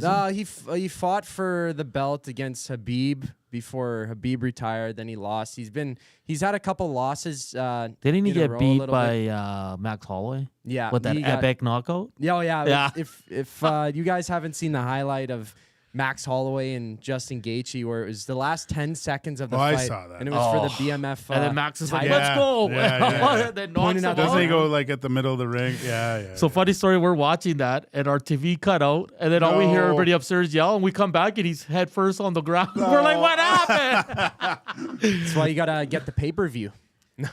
I know.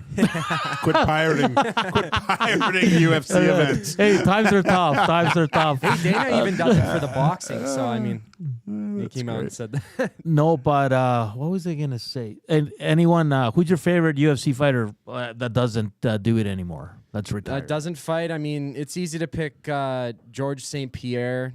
Tony Ferguson was just cut. He was amazing. Anderson Silva as well, but somebody who, well, I guess he's still fighting. He's fighting in a different promotion or whatever you want to call it, is Demetrius Johnson. Okay, the little guy. Oh, yeah, Mighty Mouse. Mighty Mouse. He's really good. So, I don't know. I like some of the current guys, though. Who's the Scottish guy or whatever?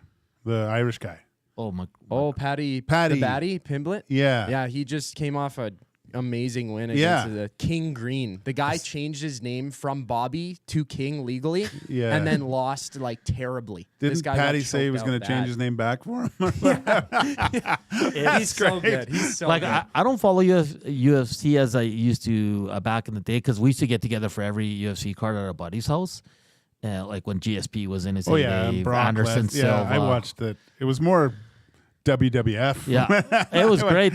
But now I still watch them all, and sometimes I don't know the fighters, but I'm really in on the guys that the guy that just beat the other Irish guy. I don't even know if he's Irish. The skinny guy, colors his hair. Sean O'Malley. Yeah, O'Malley. That was a few weeks ago. Who did he lose to again? He lost to Merab Dvalishvili. Merab is he's a little workhorse.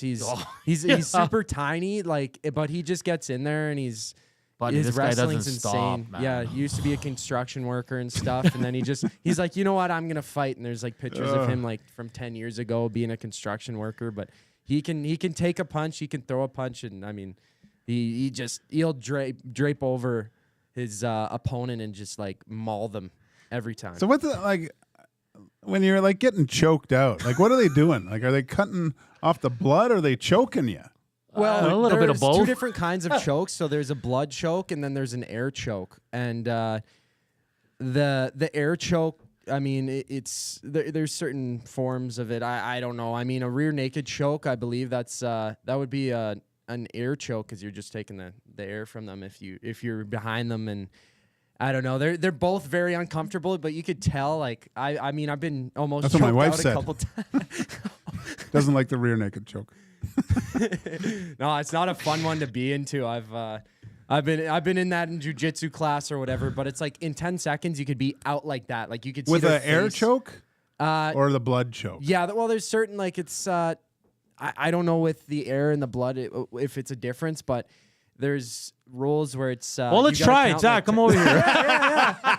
Oh no, we'll be producing. I'll wake up. I'll not know where I am. Because you're training, right? You do jiu-jitsu? I used to do jiu-jitsu. I want to get back into it. It's fun, but I've been in situations where I'd get up and I'm so lightheaded. I'm like, whew, 2 more seconds, I would have been out like that. But there's a rule that we learned where it's I think 10 seconds. You count to 10 seconds if they don't tap or whatever, they should be out. They're unconscious, and then 20 seconds is like, it's not safe for the brain, and then anything over 40, you're like 40 seconds. It's you're out for good.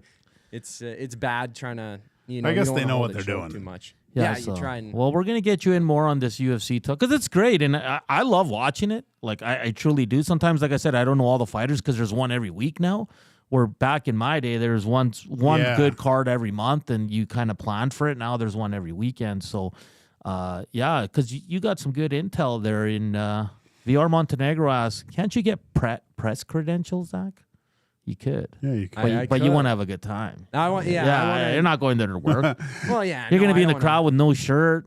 Yeah. Chugging some beers. X-Ray bring J. a funny sign, too. X-Ray J really dating himself. I remember Dan Severn, Hoist Gracie, Tank Abbott, Ken Shamrock, Tito Ortiz. Oh, yeah.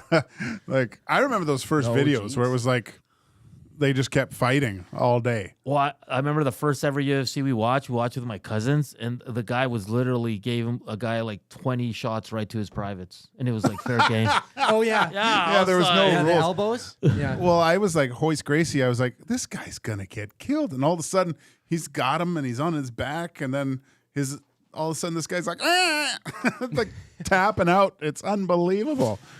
Zach, we're going to do the EST flyway right now because DVD's running a little bit late. Okay. So why don't we throw it out now? Once we come back, we'll have our qualifier in, and then DVD should be good to go by then. It's that time for the EST flyway to LA presented by the 780. The 780 is a homegrown local shop right here in Edmonton. 780 is both the shop name and their in-house clothing brand that celebrates all things unique to E-Town. They also work with close to 100 local vendors from the 780 area code to help promote and get their brands off the ground. Check them out online at 780.com or at any of their 5 locations at Southgate, Londonderry, Kingsway, St. Albert, and the Outlet Mall by the airport. And today's keyword, 780-218-9999, and Zach will pick a qualifier. We'll get you on air following the break. Today's word is Lakers. Dusty's favorite team, the Lakers. God. The Lakers. So send that in to 780-218-9999, and Zachticum will pick up a qualifier. That's all coming up next here for the EST Flyaway to LA, which is proudly presented by the 780. And Derek Van Diest from NHL.com will chime in from, I think he's still at the arena because Carolina's doing their media avail. So we'll get all the goods from a DVD. That's all up next here on EST Afternoons. But first, here's Zach with a sports update.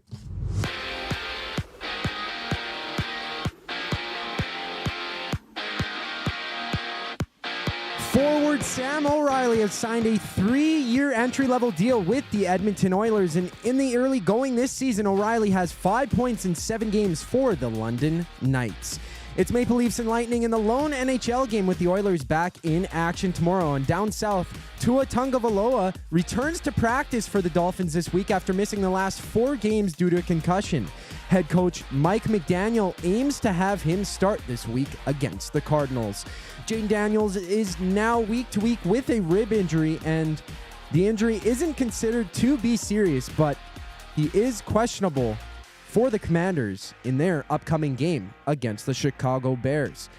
The Monday night doubleheader has the Ravens kicking off against the Bucks before the Chargers meet the Cardinals, where Lieutenant Eric will be down at the Century Casino Sports Bar and Lounge for that action. Kickoff between the Ravens Bucks goes at 6:15. Right after the break, we bring up this show's qualifier for the EST Flyway to LA and welcome in Derek Van Diest from NHL.com. I'm Zachary Kubusch, keeping you up to date. Ready for an unforgettable sports experience? It's the EST Flyaway to LA. Presented by the 780. Listen daily for the EST Flyaway keyword. Once you hear it, text us at 780-218-9999 for your chance to qualify to fly to LA. Round trip flights for 2, hotel and car rentals, all to go see Edmonton face off against either LA or Anaheim. Plus, experience the brand new Intuit Dome as the Clippers tip off against the Warriors, and top it all off with the Rams kicking off against the Cardinals at SoFi Stadium. This is more than just a trip. This is the ultimate sports experience. The EST Flyaway to LA, presented by the 780 and Edmonton Sports Talk. Your clear choice for Edmonton sports. Hey Edmonton, ready to take advantage of lower rates and better pricing? South Fort Chevrolet in Fort Saskatchewan has you covered. From rugged trucks to sleek SUVs. And with over 40 years in business, you can trust that you're getting the best deal on your new ride. As the proud title sponsor of The Nielsen Show, EST listeners can drive a little to save a lot with South Fort Chevrolet's transparent pricing and down-to-earth sales team. Visit us today in Fort Saskatchewan or online at southfortchev.com. Celebrating 70 years in the signage industry, William Huff Advertising is the most recognized name in the game. An in-house, one-stop shop for all of your design, print, and installation needs. William Huff provides quality graphic solutions for everyone. Here in our City of Champions and throughout the nation, they are the preferred signage partner entrusted by many of the biggest corporations, pro sports teams, and organizations to bring their identity to life. Recognize the name, get in the game. WilliamHuff.com.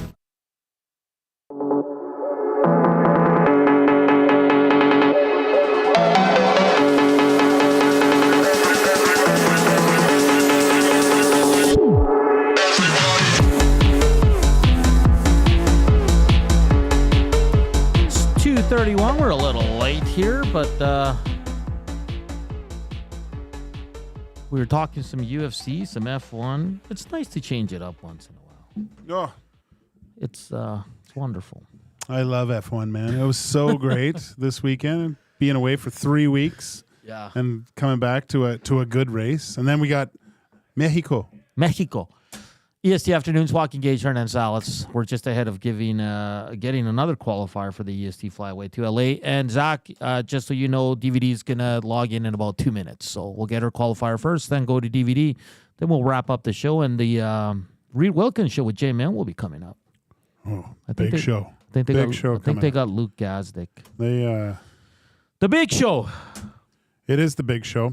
And Jay Milne was working hard today. He was. Needed sustenance. Needed a delivery of nutritious soup delivered to keep him going. He got some pho. It looked good, too. It did look good. It looked really good. Grandpa Dave says Zach can rap the anthem to start the show. That'd be amazing. X-Ray J says Silva's a legend. Yes, he is. Shogun back in Pride days was amazing to watch. He truly was. X-Ray just says mind-blowing. Maybe we're talking about the guy that was getting punched repeatedly in the nuts. Go watch that one. It's outstanding, man. Gosh. Because that was just coming like... They had no rules back. It was like yeah. Bloodsport, the movie, right? So yeah, it was. Little Kumite. That's such a classic. That's such a good movie. Bronco Nick says Ferrari 1 and 2 yesterday was huge. It makes for a fantastic finish if they can stay fast. Yeah, no, because in the constructors standings, McLaren 544, Red Bull 504, Ferrari 496 in the constructors. So there's something's going on there. That could be right down to the wire here. And then the drivers, obviously we got Max at 354, Lando's at 297, Leclerc's at 275. So, and he's looking good. So a couple wins, getting back in there. He might be able to either track down Norris, or if they're both, if Max doesn't finish well and they can kind of get some points, it'd be interesting. Yeah, Van Owen says Lawson and Colapinto are both very quick. I think Lawson is Mac's teammate next season. I'd have to agree, dude. That's I think we'll have to ask Tim Hauraney, but I'm wondering why there's so much shuffling with some of the drivers, and I think it's just because you've seen all these young guys. Even Kimi Antonelli, before he crashed in Italy, he had the fastest lap up to that point. Wow, good to go, Zach. Yeah, we do have our qualifier for the EST Flyway to LA, Trent. Trent, how you doing today, Trent? Not so bad, boys. How are you guys?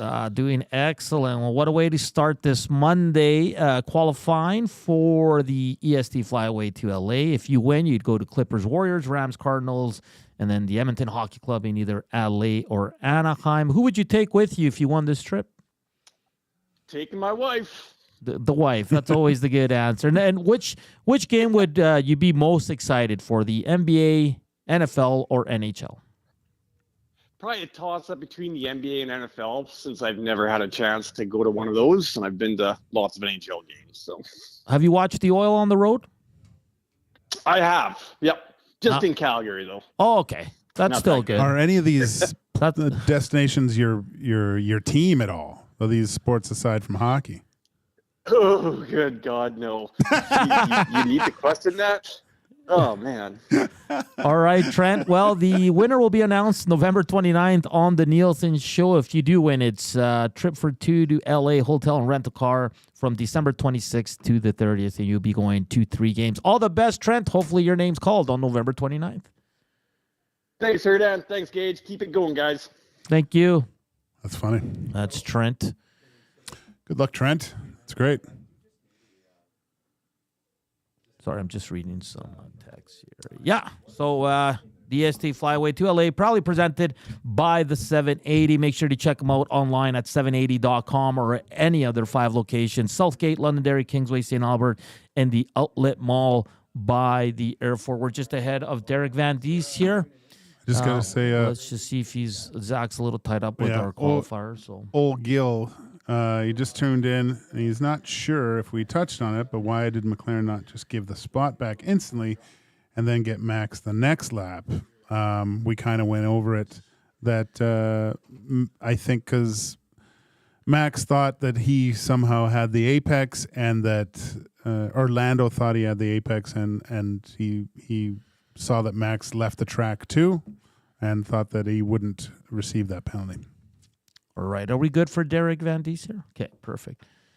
As we bring in Derek Van Diest from NHL.com, who's down at the rink just wrapping up media with the Carolina Hurricanes. DVD, we got some new lines today. Well, not new, but they switched them up once again for the Edmonton Oilers. Do you like the move splitting up 97 and 29? Well, I think you had to eventually, right? You couldn't play them together the whole year. You need to kind of balance that out. The whole point of having depth on your top two lines is so you can play those guys separate lines. I think for years we were here and basically they had to play them together because there was no other options. And it was a situation where if those guys weren't getting 3 or 4 points a night, the Oilers weren't winning. Now you have that ability to kind of split them up. You have that depth. You have other guys that can score, and I think you look at the Oilers lineup now. Yeah, you have that luxury now, and I think this was a situation that put them together, try to get a spark going, have to get something going, and for the most part, I thought they played really well in Dallas. I thought they were unlucky. They probably should have been up a couple goals before giving up that power play goal. They obviously played well in Nashville. They got the spark that they wanted, but you're not going to run with those two guys all year together. You're going to run with those guys. When you get opportunities like that, or you get kind of in a lull, or you get stale, or whatever it is. But I think we're gonna see. I think having them played separately, and I think part of that as well is because the Hurricanes have some pretty good depth as well. So you don't want to put all your eggs in one basket when you're playing a team that has the depth of the Carolina Hurricanes. So no, I'm not surprised that happened, and a lot of people were surprised that McDavid and Draisaitl played together so early into the season, trying to get them together. It's 36 minutes into the season, I think, that they put them together, trying to get something going. But no, that's why you have the depth, and you want to use that depth. DVD, good to see you again, buddy. We've been talking about it all day, essentially, here at EST about specialty teams with the Oilers. Was that worked on today at all, or do you? I haven't been to a practice in a while, but usually you see power play 1 in one end, power play 2 in the other end, and they're PKs are switching if they're working on it. Who is on that second PK that, or is there any movement on that second one? Because I think we've been talking about it might be time to see someone maybe a little bit more internal competition for power play time. Yeah, no, they actually didn't work on the power play, so I think they just kind of stayed away from it today and said, hey, let's not make that the focus of practice. So they didn't do a lot of power play work today. And Chris Knobloch was asked about that. He said, hey, what's going to happen with this power play? You went for 15 or whatever it is to start the season. But he said, look, we have elite players on that power play. That power play unit has been elite for a long time. It'll figure itself out. And you also have to give credit to other teams. They're not just going to sit there and not try and study your power play and try and find a ways to kind of break that down and try ways to stop it. And I think early on, they've been able to do that. So I think the onus is now on the Oilers and their unit to kind of, get the next step. So it's basically, this game is about evolving. It's about adapting. And I think right now teams have kind of figured something out with the Oilers. Mind you, the Oilers had a lot of opportunities on the power play. They just haven't been able to connect. But I think now it's the Oilers to kind of tinker with it and play with it a little bit and try to gain that step again. But I think another big thing is that power play staying out there for a minute 40, a minute 50. There's basically no time for the second unit, which has been the case here for about 4 or 5 years now with those guys playing together. But I just think that right now, I think Chris Knobloch, and I think they're just going to try and let it work itself out. Because those guys are elite. Those guys will get it figured out. Maybe they have to simplify it. Sometimes that happens when you don't have a power play going. You simplify it, shots from the point, win battles for the puck, and go from there. But I think right now they're not going to put too much onus on it. They're not going to stress too much over it. And they believe that it'll eventually come around and get back to the 28, 30% that it's been clicking at the last few years. DVD, it's early, but and you were on the post-game show on Saturday, and you saw there was a lot of concern over Stuart Skinner's game so far. Only 4 games in, but his goals against is over 4, a very bad save percentage. What's your concern level on with Stuart Skinner? We saw him start slow last year as well, kind of turned it around as the season wore on. Are you expecting the same, or is the concern level rising with you? No, I'm not concerned about him at all. I thought his last 2 games were pretty good. I thought the game here against Philadelphia, he made 3 or 4 big saves in that third period when the issue was still in doubt, right? So he kind of kept the Oilers in that game. It's obviously, I think the team as a whole starts slowly. Draisaitl, he admitted he's a slow starter. McDavid hasn't got off to a good start this year, like it was last year. I liked Stuart Skinner's game in the last couple. I didn't think he had a lot of help in front of him in Dallas. One was, there were shots from the slot, wide open guys from the slot. And these are NHLers, and NHLers get wide open shots from the slot. They're going to pick that corner. They're going to put it in off the post. They're going to pick that top corner. So if you're giving up those grade A chances, you can't just pin it on your goalie to kind of bail you out every time. And I didn't think he played badly. I don't think that Stuart Skinner was the reason they lost in Dallas. The reason they lost in Dallas, which is somewhat of a theme, is they played really well, but they had nothing to show for it after 35 minutes of that game, and that ended up biting him. And I think everyone saw that as soon as Dallas got the power play late in that period. Everyone went, "Oh, okay, here we go," and they scored 2 seconds into the power play or whatever it was. So it deflates them. It deflates the team when you're out playing a team that badly and you're out shooting them badly and you have nothing to show for it after 2 periods. Then that's deflating. But I thought Stuart Skinner, he played well enough, but he just didn't get that help. And you can't, and I stress this enough, and I think coaches stress this, don't leave the front of the net to go chase a guy behind the net or chase a guy in the corner. And I think the Oilers were kind of guilty of that on a couple of those goals. And that power play goal, 2 guys ran into each other. They couldn't get out to get in time to kind of stop that shot. So I don't have a problem. If they're giving up those grade A looks and teams are scoring on those grade A looks, then to me that's an easy solving problem. It's an easy problem to solve. Just don't give up those looks anymore and be a bit more aware in the defensive end, and your goaltender is going to stop everything else.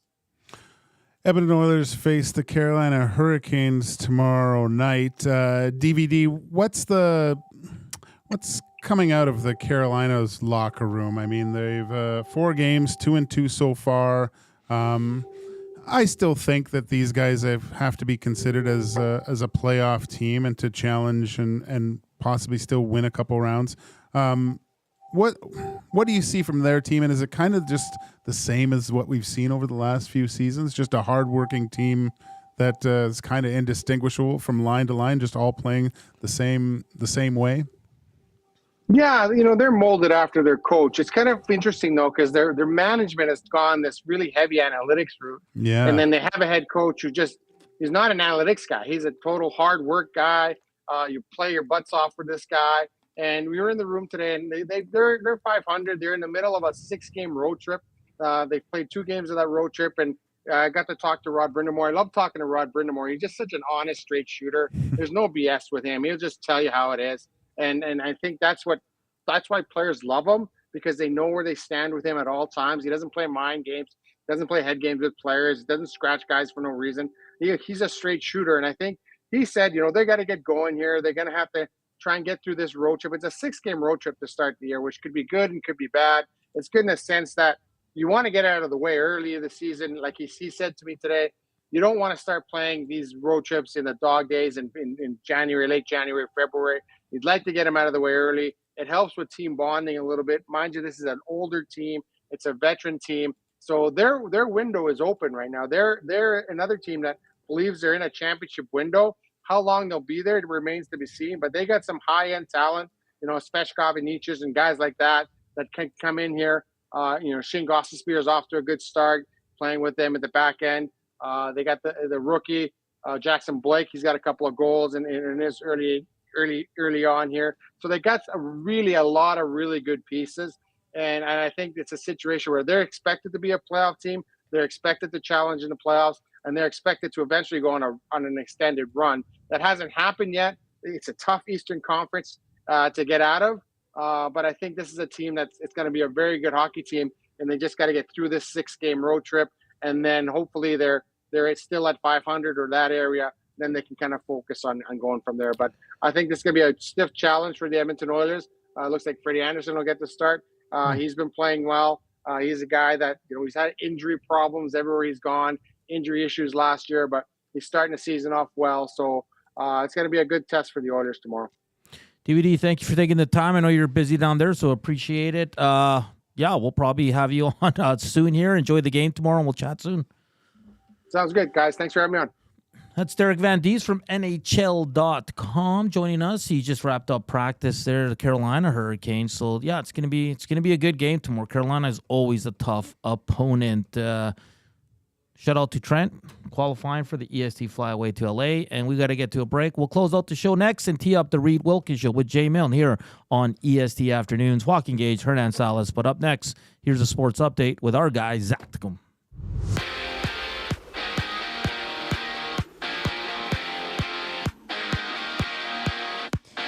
The Edmonton Oilers have signed 32nd overall pick Sam O'Reilly to a three-year entry-level contract. The 18-year-old forward has 5 points in 7 games this season for the London Knights. There's just one game on tap with the Maple Leafs hosting the Lightning, and out in San Jose, Macklin Celebrini is now considered as week-to-week after missing the last 5 games due to a lower body injury. Celebrini last played October 10th, recording his first career goal against the Blues. It's Nike coming to terms and agreeing to a 12-year deal with the WNBA and NBA to continue as the global outfitters for both leagues. Nike has been making uniforms for both leagues since 2017. Elsewhere, Tua Tagovailoa will return to practice this week after being out the last 4 games and is expected to get the start this Sunday for the Dolphins. Commanders head coach Dan Quinn says that Jaden Daniels is week-to-week with a rib injury. The injury is not considered to be serious, but he is questionable for the upcoming game against the Chicago Bears.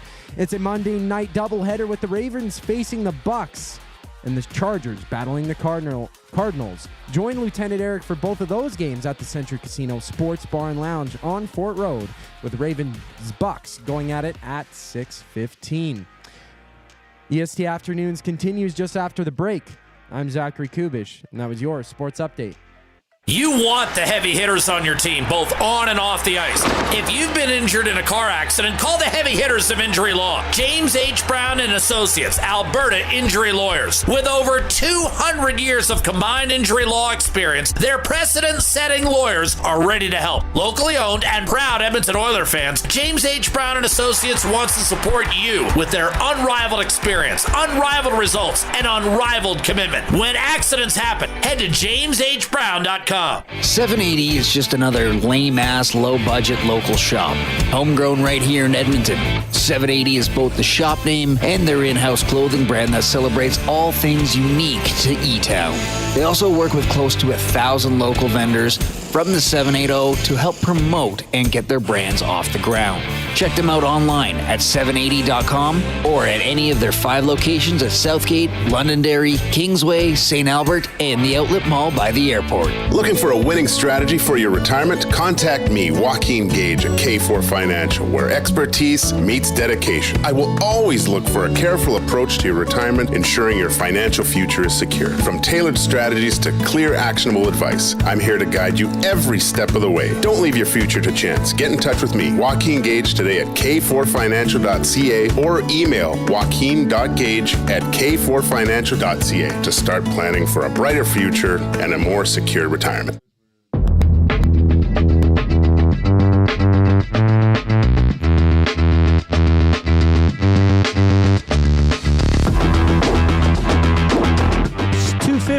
Welcome back to EST Afternoons. Joaquin Gage, Hernan Salas, Zachticum. It's been a fun show.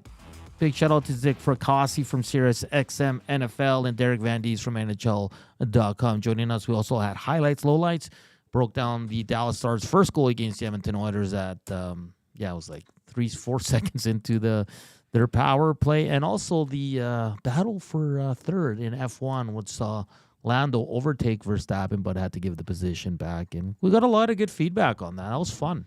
Yeah, well, hey, man, that show made fans of a lot of people, myself included. Really tapped into the North American market. Yeah, but then I got involved in all the others. Like, there's no other sport that gives you that much access to its athletes than F1, I don't think. Like, there's people walking around with them, Like, imagine walking out to the ice with Connor McDavid. Hey, man, like, it's ridiculous. And the fact that you can, like, F1 TV is the greatest thing on the planet for sports. Well, I sent out that picture of, I got 3 screens going. Yeah. And it's... the helmet cams, and you can hear all the banter back and forth between the pit wall. It is great. And Spency 5 Centy, I'm pumped for Liam Lawson getting his chance and looking good so far. Spency, I completely agree with you. That kid is a lightning bolt. You could hear it in Yuki's voice that he's a little worried about young Liam Lawson, the Kiwi. He also says, nice show today, folks. Well, thank you. A lot of people are losing their minds over why the Oilers didn't practice the power play today. I mean, they'll do it tomorrow. And I mean, sure, they all know each other. They've been together on the same power play for 3 years. I get it. I get why you're frustrated, but it doesn't mean Chris Knobloch's a bad coach. Come on, let's pump the brakes here. Chris Knobloch's not on the ice, and every damn coach that's been here in the McDavid era has put McDavid and Draisaitl together. That's the only move they can make. Coach K's done it the least amount. So, and he's moving back from it. Well, especially against the Hurricanes, they're deep, man. Yeah, and I don't believe for a second McDavid goes to coach and says, "I want to play with Draisaitl." That's not how this works. I don't think that's. If anyone's initiating that conversation, it's the coach going to McDavid. Who do you want to play with? Well, and everybody everybody wanted this. Now, yes, Draisaitl and McDavid are on separate lines, so roll with it. Does Stuart Skinner have to be better? 100%. Do the Oilers as a team have to be better? Yes. It's not just one player and one thing. And I know Holloway scored a goal over the weekend, and people were like, well, thanks, Jeff Jackson and Stu. I'm like, he has 1 goal in 6 games. Let's pump the brakes. Yeah, Broberg's got, a point per game? And I like Broberg. I think he would be an upgrade on this defense right now. But what's the point of going back and tweeting every assist that they get? Because it's over. They're not here. Who cares? Yeah. Move on. They couldn't. It would have been too big a gamble. And maybe that gamble's paying off for the St. Louis Blues. But Broberg's in a way different role in St. Louis than he would be here. And if you look at there was an article on it, and it even said when he became the highest scoring defenseman in St. Louis history to start his career with the Blues, there are some defensive deficiencies that they've seen, but he seems to be putting up points. So we'll see. When are they here? I was trying to find when they're here. But I think it's not for a while. Not for a while, yeah. We're 25 away from 100 thumbs up. Come on, people. We got 2 minutes to go. Can we do it in 2 minutes? Might as well give us a thumbs up. It costs you nothing. Just a click. As well. Yeah, so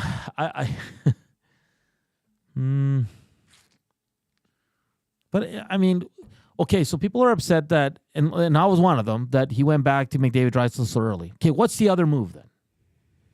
The other move is not putting bottom 6 guys in your top 6. That rarely works. It might work for a game or two, Gager, but like everybody gets so upset. Like, what else is he supposed to do? You get mad. You get mad if you do it. You get mad if you don't do it. Like, what's the answer here? I like the lines we saw today. And that's what it should be for the next 5 games. I liked the way they played, man. They played a good game. We broke it down, I think, quite well with their small little mistakes. When you hear guys in scrums after the game, like, what's the phrase that they use? Clean stuff up, right? Yeah. So the next day there's video looking like, I mean, I could see it. So they can obviously see it too. There's just those subtle little, I would say, communication points. Like, just even say, I got that guy. Like whenever I do get out and coach with kids or something like that, I'm just always saying, talk. It makes it so much easier for everyone else. I've got him.